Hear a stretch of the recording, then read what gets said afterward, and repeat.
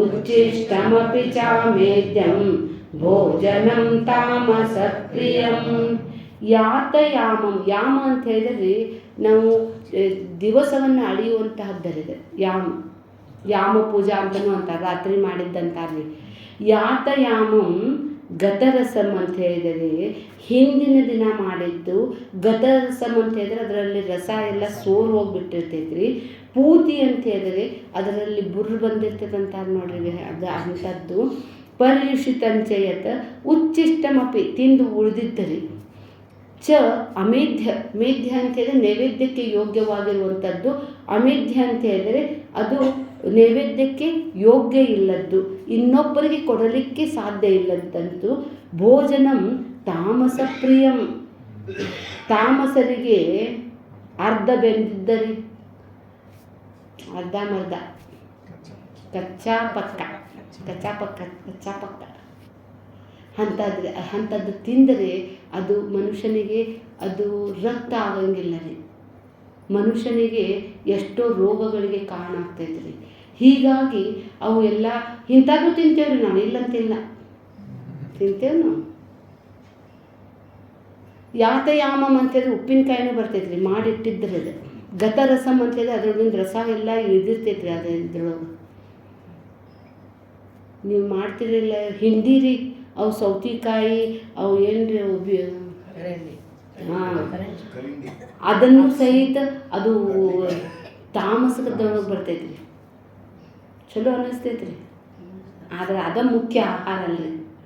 ಎಷ್ಟು ಕಡಿಮೆ ಪ್ರಮಾಣದಲ್ಲಿ ಅದು ಸಹಿತ ಬೇಕಾಗಿರ್ತೈತ್ರಿ ಮನುಷ್ಯನಿಗೆ. ಶರೀರಕ್ಕೆ ಯಾವುದು ನಮಗೆ ಉಪಯುಕ್ತ ಐತೋ ಯಾವುದು ನಮಗೆ ಅಉಪಯುಕ್ತ ಐತೆ ನಮಗೆ ಗೊತ್ತಿಲ್ಲ ರೀ. ಆ ಡಾಕ್ಟರ್ ಕಡೆ ಹೋಗಿ ಸ್ಕಿನ್ ಪ್ರಾಬ್ಲಮ್ ಆಗಿರ್ತೈತೆ ನೋಡ್ರಿ, ಅವ್ರಂತ ನಿಮ್ಮ ಊಟದೊಳಗೆ ನೀವು ಒಂದು ಸ್ವಲ್ಪ ತಿಳಿದು ಮಾಡಿರಿ, ನೀವು ಎಣ್ಣೆ ಬದಲು ಮಾಡಿ ನೋಡ್ರಿ. ನೀವು ಚಪಾತಿ ತಿಂತೀರೋ ಜೋಳದ ರೊಟ್ಟಿ ತಿಂತೀರಿ, ನಾವು ಜೋಳದ ರೊಟ್ಟಿ ತಿಂತೇವಂದ್ರೆ ಚಪಾತಿ ತಿನ್ನಿರಿ ಅಂತಾರೆ ಅವ್ರು. ಚಪಾತಿ ತಿಂತೇನಂದ್ರೆ ಜೋಳದ ರೊಟ್ಟಿ ತಿನ್ನಂತಾರೆ. ಒಬ್ಬರು ಡಾಕ್ಟ್ರ್ ಬಂದ ಅಂತ ಡಾಕ್ಟರ್ ಕಡೆ ಸೀನಿಯರ್ ಹತ್ರ ಹೋಗಿರೋದ ಅಂತ ಆ ಪೇಷಂಟ್ ಬಾರ್ ಅವ್ನು ಎಷ್ಟು ಗುಳಿಗೆ ಕೊಟ್ಟರು ಹತ್ತವಲ್ತು. ಅದಕ್ಕೆ ಏನು ಮಾಡ್ಬೇಕಂತೇಳಿ ಅವ್ನು ದಿನಚರಿ ಕೇಳು ಅಂದ. ಏನಂತೇಳಿ ಅವ್ನು ಬೆಳಿಗ್ಗೆ ವಾಕಿಂಗಕ್ಕೆ ಹೋಗ್ತಾನೆ, ಫುಟ್ಬಾಲ್ ಆಡ್ತಾನೆ ಅಂದ್ರೆ ಆಡಬೇಡ ಅಂತೇಳಿ, ಆಡಂಗಿಲ್ಲ ಅಂದ್ರೆ ಆಡಂತೇಳಿ, ಖೋಪಡಿ ಥೋಡ ಹಿಲಾ ಉಸ್ಕ.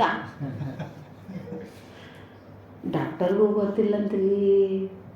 ಈ ಶರೀರದ ಕಥಿನೂ ಬೇರೆ ಅದ ರೀ. ಇದು ಪ್ರಾರಬ್ಧದ ರೀ, ಇದು ನಮ್ದಲ್ಲ.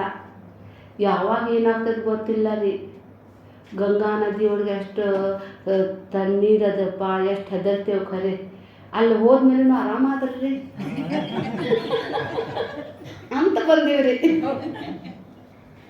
ದಿನ ಸೀನಾ ತಿಂತೇವಿ, ಇನ್ನೊಂದ್ಸಲ ಮುಳುಗಿ ಹಾಕಿ ಸೀನೋ. ಅದಕ್ಕಾಗಿ ಜೀವನದಲ್ಲಿ ಯಾವುದೂ ಚಲೋ ಇಲ್ಲ, ಯಾವುದೂ ಕೆಟ್ಟಿಲ್ಲ ರೀ. ಕೆಟ್ಟು ಚಲೋ ಎದರಲ್ಲಿದೆ? ಭಾವನಾಪರದ. ನಮಗೆ ಅದು ಆರೋಗ್ಯವನ್ನು ಕೊಡುವಂಥದ್ದಾಗಿದ್ದೆ ಆದರೆ ಚಲೋನ ರೀ. ಜೀವನದಲ್ಲಿ ಡಾಕ್ಟರ್ ಏನು ಹೇಳ್ತಾನೆ ಎಲ್ಲ ಚಲೋ ರೀ. ಇಷ್ಟು ತಗೋರಿ, ನಿಮ್ದು ಅಸ್ತಮಾ ಹೋಗ್ತೈತಂದ್ರೆ ತೊಗೋಬೇಕ್ರಿ. ಔಷಧ ರೀ ಅದು. ಔಷಧ ರೂಪದಿಂದ ತಗೊಂಡಿದ್ದೆ ಆದರೆ ಅದು ಚಟ ಅಲ್ರಿ. ಅದಕ್ಕೆ ಒಬ್ಬ ಹಳ್ಳಿ ಅಕ್ಕಿಗೆ ಡಾಕ್ಟರ್ ಅಂಥದ ಒಂದು ಬರೆದು ಕೊಟ್ಟ ಅಂತ್ರಿ. ಆಕೆಗೆ ಗೊತ್ತಿಲ್ಲ. ಆಕೆನೂ ಹೋಗಿ ನಾನು ತರಿಸಿಡ್ತೇನೆ ರೀ, ತೊಗೊಂಡು ಹೋಗ್ರಿ ಅಂದ ಅಂತ್ರಿ ಡಾಕ್ಟರ್ನು. ಮತ್ತು ಗೊತ್ತಾಗ್ಬಿಡ್ತೈತೆ ಅವ್ರ ಮೆಡಿಕಲ್ ಶಾಪ್ ಅದು ಅಂಥೇಳಿ ಆಕೆ ದಿನ ಒಂದೊಂದು ಇಷ್ಟಿಷ್ಟು ಕುಡಿದ್ಲಂತ ಆರೋಗ್ಯ ಸುಧಾರಣೆ ಆತಂತ. ಮತ್ತೊಂದು ಕೊಡ್ರಿ ಅನ್ನೋದು ಔಷಧವಾದ. ಔಷಧನೂ ಇರಬೇಕ್ರಿ, ಯಾರಿಗೆ ಗೊತ್ತ್ರಿ. ಇವ್ರು ಕೆಟ್ಟ ಅಂತಾರೆ. ना आजमा कर देखने के बाद पता चलता है. खाओगे तो जानोगे, पिओगे तो पहचानोगे. ಕೊರೋನಾ ಬಂದಿತ್ತಲ್ರಿ, ಏನು ಹಾಗೆಲ್ಲ ಭಾಳ ಕುಡಿಬಾರ್ದು ನೋಡಿಲ್ಲ ಅಂಥೇಳಿ ಒಂದು ಗ್ಲಾಸ್ನ್ಯಾಗ ಇಟ್ಟು ಒಂದು ಅದ್ರಾಗ ನೊಣ ಹಾಕಿದ್ರಂತ. ನೊಣ ಬಿಡ್ಲಿ ಒದ್ದಾಡಿ ಸತ್ತ ಹೋತಂತ. ನೋಡಿ ಹ್ಯಾಂಗೆ ಸತ್ತದ ಅಂದ್ಕೊಂಡು ಅದಕ್ಕೆ ಹೊಟ್ಯಾಗಿನ ಹುಳ ಸಾಯಕ್ಕ ನಮ್ದು ಫಿಲಾಸಫಿ ಇದೆ. ಒಬ್ರು ಅಂದ ಅಂದ್ರಿ, ಇಷ್ಟು ಕುಡಿಬ್ಯಾಡೋ ನರಕಕ್ಕೆ ಹೋಗ್ತೀನಿ ನೋಡಿ ಅಂದ. ಮತ್ತು ಅಲ್ಲೇ ಶೇಂಗಾ ಪುಟಾಣಿ ಮಾರಕ್ಕೆ ಬರ್ತಾನಲ್ಲ ಅವನು ಹೋಗ್ತಾನೆ. ಮತ್ತು ಅಂಗಡಿಯವ ಅವನು ಹೋಗ್ತಾನೆ. ಅದಕ್ಕೆ ಮಾಲ್ ಸಪ್ಲೈ ಮಾಡೋನು ಅವನು ಹೋಗ್ತಾನೆ. ಇರ್ಲಿ ಬಿಡು, ನಾನು ನರ್ಕಕ್ಕೂ ಹೋಗ್ತೇನೆ ಅಂತ ನಮಗದು ಕೆಟ್ಟದ ಸ್ನಾನ ಅಂದ್ರೆ ಅವ್ನು ಚಲೋನ ಅದ ರೀ. ಅದಕ್ಕಾಗಿ ಯಾರಿಗೂ ಏನು ಅನ್ನುವಂಗಿಲ್ಲ ರೀ. ಆಪಾಪ ಕರ್ಮ ಹೇ, ಜೈಸಾ ಕರ್ಮ ಕರೋಗೆ ವೈಸಾ ಫಲ ದೇಗ ಭಗವಾನ್. ಭಗವಾನ್ ಎಲ್ಲೋ ಇಲ್ಲ ರೀ. ನೀ ಮಾಡಿದ ಕರ್ಮದ ಫಲವೇ ಈಶ್ವರ. ನಾದತ್ತೆ ಕಸ್ಯಚಿತ್ ಪಾಪಂ ನ ಚೈವಂ ಸುಕೃತಂ ವಿಭು. ನಾ ಯಾರಿಗೂ ಪಾಪನೂ ಕೊಡಂಗಿಲ್ಲ, ಯಾರಿಗೂ ಪುಣ್ಯನೂ ಕೊಡಂಗಿಲ್ಲ, ಮಾಡಿದ್ದನ್ನು ಮಾರಾಯ. ಅದಕ್ಕೆ ಭಗವಂತನು ಏನು ಹೇಳಕತ್ತಿಲ್ಲ ನೋಡ್ರಿ. ಇದು ತಿನ್ರಪ್ಪ ಅಂತ ಹೇಳಿದ್ರೆ ನಾವು ಅದು ತಿಂತಿದ್ದಿಲ್ಲೇನ್ರಿ? ಇಲ್ಲ ರೀ. ತ್ರಿವಿಧ ಆಹಾರ ಮೇ ಪ್ರಿಯ ಅಂದ್ಬಿಟ್ಟ. 3 ಆಹಾರನೂ ಚಲೋನ ಅಂದಾನ್ರಿ. ಚಲೋ ನಿಮ್ಗೆ ಚಲೋ ಅನ್ಸಿದ್ರೆ ಚಲೋ ಅನ್ರಿ, ಕೆಟ್ಟ ಅಂದರೆ ಕೆಟ್ಟ ಅನ್ಸ್ರಿ. ಅದಕ್ಕೆ ಇದು ಒಂದು ಭಗವದ್ಗೀತಾ ಕಲಿತ್ರಿ ಹ್ಯಾಂಗೆ ಮಾತಾಡ್ಬೇಕು ಅನ್ನೋದು ಗೊತ್ತಾಗ್ತೈತ್ರಿ. ಎಷ್ಟು ಆ ಮನುಷ್ಯ ಈ ಜಗತ್ತಿನಲ್ಲಿ ಬೆಣ್ಣೆ ಒಳಗಿನ ಕೂದಲನಂಗೆ ಆರಾಮ್ ಪಾರ ಹೋಗ್ತಾರೆ. ಒಂದು ಭಗವದ್ಗೀತಾ ಅದು ಸರಿಯಾಗಿ ತಿಳಿದು ಸರಿಯಾದ ಗುರುವಿನಿಂದ ಪಡೆದುಕೊಂಡಿದ್ದೇ ಆದರೆ ಅದರಿಂದ ಲಾಭೋ ಲಾಭ, ಅಲಭ್ಯ ಲಾಭದಲ್ಲಿ. ಅದಕ್ಕೆ ಇಲ್ಲಿ ಆಹಾರದ ಬಗ್ಗೆನೂ ಹೇಳಿದರೆ, ಆದರೂ ಸಹಿತ ಭಗವಂತ ಇಲ್ಲಿ ಮುಂದಿಂದ ಹೇಳ್ತಾ ಇದ್ದಾನೆ, ಯಜ್ಞದ ಬಗ್ಗೆ ಹೇಳ್ತಾ ಇದ್ದಾನೆ.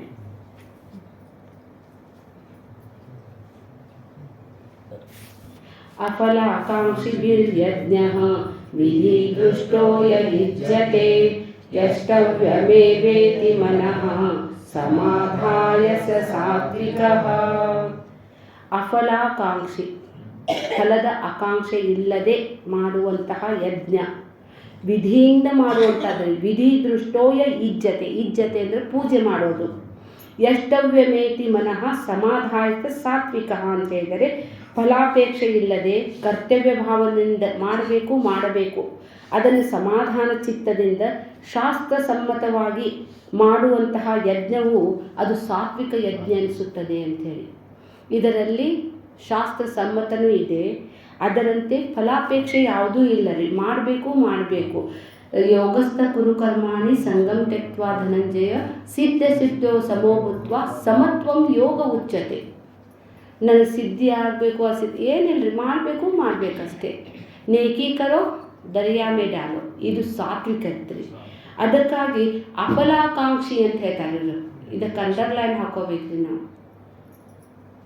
ಈಶ್ವರಾರ್ಪಿತಂ ನೇಚ್ಛಯಾ ಕೃತಂ ಚಿತ್ತಶೋಧಕಂ ಮುಕ್ತಿ ಸಾಧಕಂ ಕಾಯವಾಂಗ್ಮನಾ ಕಾರ್ಯಮುತ್ತಮಂ ಪೂಜನಂ ಜಪ ಚಿಂತನಂ ಕ್ರಮಾತ್ ಜಗತ ಈಶಧೀ ಯುಕ್ತ ಸೇವನಂ ಅಷ್ಟಮೂರ್ತಿಭೃ ದೇವ ಪೂಜನಂ ಉತ್ತಮಸ್ತವಾದುಚ್ಚ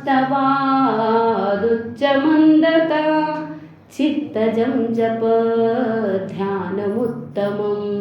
ಈಶ್ವರಾರ್ಪಿತಂ, ಮೊದಲ ಅಂಡರ್ಲೈನ್ ಈಶ್ವರಾರ್ಪಿತಂ ಅಂದರೆ ಮುಂದಿನ ತಾನ ಹೋಗ್ತೈತೆ ಗಾಡಿ, ಪಟ್ರಿ ಪರ್ ಚಲ್ತಾ ಇವು. ಇದರ ಉದಾಹರಣೆ ಈಗ ಮೊದಲನೇ ಹೆಜ್ಜೆನೇ ಕರೆಕ್ಟ್ ಇರಬೇಕು ರೀ. ನಾ ಇಡುವಂಥ ಮೊದಲನೇ ಹೆಜ್ಜೆನೇ ಅದು ಸರಿಯಾದ ಮಾರ್ಗದಲ್ಲಿ ಸರಿಯಾದ ರೋಡ್ನಲ್ಲಿದ್ದರೆ ನಾ ಗುರಿ ಮುಟ್ತೇನೆ.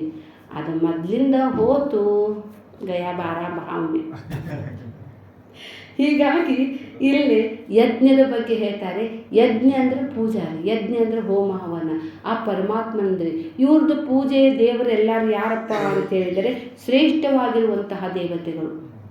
ಇಂದ್ರಾಯ ಸ್ವಾಹ ಇದಂ ನಮಃ, ಅಗ್ನಯೇ ಸ್ವಾಹ ಇದಂ ನಮಃ. ಇಂದ್ರ ದೇವತಾ, ಇಂದ್ರ ವರುಣ ಇವು ಎಲ್ಲ ದೇವತೆಗಳು ಸಾತ್ವಿಕ ದೇವತೆಗಳಿಗೆ. ಅದು ಸಹಿತ ವಿಧಿಯುಕ್ತ ಅಂದಾರೆ ಅವರು.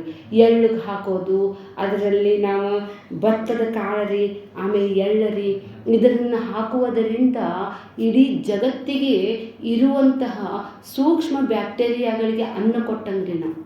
ನಾವು ಉಸಿರಾಡಿಸುವಂತಹ ಉಸಿರಿನಲ್ಲಿ ಅವು ನಮ್ಮ ಶರೀರ ಪ್ರವೇಶ ಮಾಡಿ ನಮಗೆಲ್ಲ ಆರೋಗ್ಯವನ್ನು ಕೊಡ್ತಿದ್ವು. ಈಗ ನಾವು ರೀ ಎಲ್ಲ ಕಡೆ ಪೆಟ್ರೋಲ್ಮಯ ರೀ. ಅದನ್ನು ಉಸಿರಾಡಿಸಿದ್ರು ಅದ ರೀ. ಅದಕ್ಕೆ ಈಗಿನ ಮಂದಿ ಅತೀ ಮುದುಕರಾಗ್ಬಿಟ್ಟೇವ್ರಿ. ನಮಗಿಂತ ಮುದುಕರು ನಮ್ಮ ಮಕ್ಳು ಅದಾವ್ರಿ, ಅವ್ರ ಮಕ್ಕಳು ಇನ್ನೂ ಮುದುಕರದಾವ್ರಿ. ಮುಗ್ಗಲ್ ಗಿಡಿ ಆಗ್ಬಿಟ್ಟಾವ್ರಿ. ನಾವು ಬೆಳಿಗ್ಗೆ 5 ಗಂಟೆಗೆ ಹೇಳ್ತೀವಿ, ಅದಕ್ಕಿಂತ ಆಮೇಲೆ ಇದ್ದವ್ರು 7 ಗಂಟೆಗೆ ಹೇಳ್ತಾವು, ಅವು 8 ಗಂಟೆಗೆ ಹೇಳ್ತಾವೆ. ಉಲ್ಟಾ ನಯಾ ಜಮಾನ. ಅದಕ್ಕಾಗಿ ಒಂದು ಮಹಾಭಾರತದಲ್ಲಿ ಕಲಿಯುಗದ ಮಹಿಮೆ ಅಂತಂದ್ರೆ ಲಾಸ್ಟ್ ಓದ್ರಿ ನೀವು, ಅದ್ರಾಗ ಈಗಿಂದೆಲ್ಲ ಅವಾಗ ಬರ್ದಿದ್ದದಾವ್ರಿ. ಮಳೆಗಳು ಸರಿಯಾಗಿ ಬರೋಂಗಿಲ್ಲ, ಅಕಾಲ ಮಳೆಗಳು ಬರ್ತಾರೆ, ಮುದುಕರು ಇದ್ದವರು ಯುವಕರಂತೆ ಮಾಡುತ್ತಾರೆ, ಯುವಕರು ಮುದುಕರಂತೆ ಆಚರಿಸುತ್ತಾರೆ. ಎಷ್ಟು ಯುವಕರು ಎಲ್ಲ ಬಂದಿಲ್ಲ 3 ವರ್ಷದ ಕೋರ್ಸ್ ಮಾಡಾಕತ್ತಾರೆ. ಅಂದರೆ ಜೀವನದಲ್ಲಿ ನಾವು ತಿಳಿದುಕೊಳ್ಳುವಂಥದ್ದು ಬಹಳ ಇದೆ. ಆದರೂ ಸಹಿತ ಒಂದು ಭಗವದ್ಗೀತೆಯಲ್ಲಿ ಅವರು ಹೇಳ್ತಾ ಇದ್ದಾರೆ, ನಾವು ಮಾಡುವಂತಹ ಇದು ಪೂಜೆ ಏನದಲ್ರಿ, ಇದು ಸಾತ್ವಿಕ ಪೂಜೆ, ಶಾಸ್ತ್ರೋಕ್ತವಾಗಿ ಮಾಡಿದ್ದೇ. ಆದರೆ ಇವನು ಕೇಳಿದ್ದ ಪ್ರಶ್ನೆ ಏನ್ರಿ, ಅಶಾಸ್ತ್ರವೀತಂ ಮುತ್ಸೃಜ್ಯ ಅಂತ ಹೇಳಿದಾನೆ. ಹೇಳಿ ಒಂದು ಮಾತನಾಗ ಹೇಳಿ ಮುಗಿಸ್ಬೇಕಿತ್ತಿಲ್ರಿ. ಇಲ್ಲ, ಅದನ್ನು ಇಲ್ಲಿ ತನಕ ತರ್ತಾನ್ರಿ. ಏನಂತ ಹೇಳಿದ್ರೆ ಅದರಲ್ಲಿ ಆಹಾರದ ಬಗ್ಗೆ ಹೇಳ್ತಾನೆ, ಯಜ್ಞದ ಬಗ್ಗೆ ಹೇಳ್ತಾನೆ, ತಪಸ್ಸಿನ ಬಗ್ಗೆ ಹೇಳ್ತಾನೆ, ಅದ್ರೊಳಗೆ 3 ಭಾಗ ಹೇಳ್ತಾನೆ, ಮುಂದೆ ಹೇಳ್ತಾನೆ ರೀ ಅದನ್ನು. ಅವು ನಿಮ್ದು ಎಪಿಸೋಡ್ ಇರ್ತಾವಲ್ರಿ, ಹಿಂಗೆ ಬಾಗ್ಲ ತೆಗೆದುಕೊಳ್ಳಿ ಅಲ್ಲಿಗೆ ಸ್ಟಾಪ್ ಮಾಡಿಬಿಡ್ತಾರೆ. ಯಾರು ನಾಳೆ ನೋಡಕ್ಕೆ ಕೊಡ್ಬೇಕ್ರಿ ನಾವು. ಅದು 8 ದಿನ ಆದರೂ ಒಳಗೆ ಬರೋಂಗಿಲ್ಲ. ಏನು ಕಂಡೈತೋ ಏನು, ನಮಗಿದು ಭಗವಂತನ ಹಂಗ ಅನ್ನಿಸ್ತೈತ್ರಿ. ಹೇಳಿದ್ರೆ 5 ಮಿನಿಟ್ನಾಗ ಹೇಳ್ಬೋದಾಗಿತ್ತು. ಇಲ್ಲ ರೀ, ಒಂದೊಂದೇಳಿ ಬಿಡಿಸ್ಕೊಂತ ಹೋಗ್ತಾ ಇದ್ದಾನೆ. ಮುಂದಿಂದ ಹೇಳ್ತಾನೆ ರಾಜಸಿಕ ಯಜ್ಞ ರೀ. ಅಭಿಸಂಧಾಯತು ಫಲಂ ದಂಭಾರ್ಥಮಪಿ ಚೈವಯತ್ ಇಜ್ಜತೆ ಭರತ ಶ್ರೇಷ್ಠ ತಂ ಯಜ್ಞಂ ವಿದ್ಧಿ ರಾಜಸಂ. ಅಭಿಸಂಧಾಯತು ಫಲ, ಮೊದಲ ಸಂಧಾನ ಮಾಡೋದ್ರಿ. ಎದಕ್ಕೆ ಪೂಜೆ ಮಾಡಕತ್ತೀರಿ ಪಿತ್ಯಾರ್ತೆ, ಸಂಕಲ್ಪ ಮಾಡೇ ಬಿಡೋದು ಒಂದು. ಇವು ಕೃಷ್ಣ ಸರ್ವ ಸಂಕಲ್ಪ ತ್ಯಜ ಅಂತ ಇದ್ದಾನೆ, ಇವ್ರು ನೋಡಿದ್ರೆ ಸಂಕಲ್ಪ ಮಾಡಂತ. ಯಾರ್ಯಾರು ಸಂಕಲ್ಪ ಮಾಡ್ತಾರೆ ನೋಡ್ರಿ, ರಾಜಸಿಕ. ಅದರಲ್ಲಿ ಇಚ್ಛೆ ಇರ್ತೈತ್ರಿ. ಅಭಿಸಂಧಾಯತು ಫಲಂ, ಅದರಲ್ಲಿ ದಂಭ ಇರ್ತೈತಿ. ಅರ್ಥ ಅಂತ ಹೇಳಿದ್ರೆ ಹಣದ ದರ್ಪ ಇರ್ತೈತಿ. ಇಜ್ಜತೆ ಅಂತ ಪೂಜೆಯನ್ನು ಯಾರು ಮಾಡ್ತಾರೆ ನೋಡ್ರಿ, ತಂ ಯಜ್ಞಂ ವಿದ್ಧಿ ರಾಜಸೀಕಂ, ನಿಶ್ಚಿತವಾದ ಫಲದ ಅಪೇಕ್ಷೆ ಅದರಲ್ಲಿರುತ್ತದೆ. ಮಾಡ್ತಾರ್ರಿ. ಪುತ್ರ ಕಾಮೇಷ್ಟಿ ಯಜ್ಞ, ಒಂದೊಂದಕ್ಕೆ ಒಂದೊಂದು ಯಜ್ಞದಾವ್ರಿ, ಭಾಳ ಅದಾವ್ರಿ. ನಮಗೆ ಗೊತ್ತಿಲ್ಲ, ನಾವು ಆ ಮಾರ್ಗದೊಳಗೆ ಇಲ್ಲ ನೋಡ್ರಿ. ಆ ಮಾರ್ಗದ ಗುರು ಇದ್ದಿದ್ರೆ ನಾವು ಎಂತೆಂಥ ಯಜ್ಞ ಮಾಡ್ತಿದ್ವಿ ಅನ್ನೋ ಗೊತ್ತಿಲ್ಲ. ಬರ್ತೈತ್ರಿ, ನೀವೇನನ್ನ ಬಯಸ್ತೀರಿ ಅದು ಬರ್ತೈತಿ. ಅದಕ್ಕಾಗಿ ಮೊದಲು ನಿಮ್ಮ ಶ್ರದ್ಧಾ ಗಟ್ಟಿರ್ಬೇಕ್ರಿ. ಮಾಡಿದ್ದಕ್ಕೆ ಬಂತು ಬರ್ತೈತಿ, ಮೊದಲು ನಿಮ್ದು ಸಂಕಲ್ಪ. ಒಬ್ಬನಂದ ಅಂತ್ರಿ, ಎಷ್ಟು ದಿನದಿಂದ ಮಳಿನ ಆಗಿದ್ದಿಲ್ಲ ಅಂತ, ಅವ್ರ ಗುರುಗಳು ಬಂದಿತ್ತಂತ. ಗುರುಗಳೇ ಮಳೆ ಬರ್ಬೇಕ್ರಿ ಅಂದಂತ. ಏನಿಲ್ಲರಿ, ನಾಳೆ ಬರ್ತೈತಿ ನೋಡ, ನಾಳೆ ಬರ್ತೈತೆ ಅಂದ್ರಂತ. ಹ್ಞೂ ಅಂಥೇಳಿ ಎಲ್ಲರೂ ಬಂದು ಮಳೆ ಬರ್ತೈತೆ ಅಂತೇಳಿ ಎಲ್ಲ ಮಂದಿ ಬಂದಿತ್ತ. ಕ್ಲಾಸ್ ಎಲ್ಲ ಮುಗೀತಂತ, ಮಳಿನ ಬರಲಿಲ್ಲ ಅಂತ. ಏನು ರೀ ಮಳಿನ ಬರಲಿಲ್ಲಲ್ಲ ಅಂತ. ನೀವು ಬರ್ತೈತಂತೆ ಛತ್ರಿ ಯಾಕೆ ತರಲಿಲ್ಲ? ನೀವು ಛತ್ರಿ ತರಲಿಲ್ಲ ಅದಕ್ಕೆ ಬರಲಿಲ್ಲ. ಗುರುಗಳ ಮೇಲೆ ಶ್ರದ್ಧಾ ಐತೇನ್ರಿ? ಇಲ್ಲ. ಅದಕ್ಕಾಗಿ 3ನೇದ್ದು ಯಜ್ಞ ಹೇಳ್ತಾರೆ, ವಿಧಿಹೀನಂ ಅಸೃಷ್ಟನ್ನಂ ಮಂತ್ರಹೀನಂ ಅಧಿಕ್ಷಣಂ ಶ್ರದ್ಧಾವಿರಹಿತಂ ಯಜ್ಞಂ ತಾಮಸಂ ಪರಿಚಕ್ಷತೆ. ವಿಧಿಹೀನರಿ, ಏನಿಲ್ಲ ರೀ, ವಿಧಿ ಇಲ್ಲ, ನಿಯಮ ಇಲ್ಲ. ಬೆಳಗ್ಗೆನೂ ಮಾಡ್ಬೋದು, ಮಧ್ಯಾಹ್ನನೂ ಮಾಡ್ಬೋದು, ನೀವು ಸಂಜೆಗೂ ಮಾಡಬಹುದು, ಮಾಡಲೂಬಹುದು, ಮಾಡದೇ ಇರ್ಬೋದು, ಇನ್ನೇನಾದರೂ ಮಾಡಬಹುದು. ಅಂದರೆ ಇಲ್ಲೇ ಯಾವುದೇ ಕಾರ್ಯವನ್ನು ಮಾಡಿದರೂ